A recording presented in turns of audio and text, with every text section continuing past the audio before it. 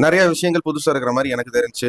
மூணாவது, இந்த படத்துக்கு ஆர்டிஸ்ட் செலக்ட் பண்ண விஷயம், கேஸ்டிங்.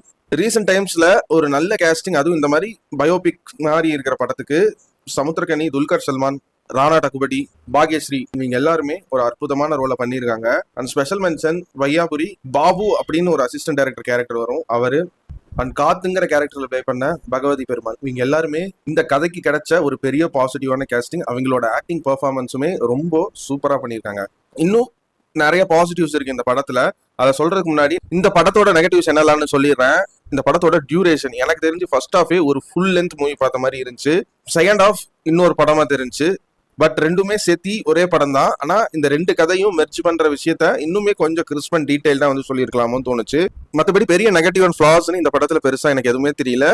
அண்ட் மேபி நீங்க வந்து சொல்லலாம் இந்த படத்தோட டிஐ அண்ட் லைட்டிங் வந்து ரொம்ப டார்க்கரா இருக்கு, ஸோ அதனால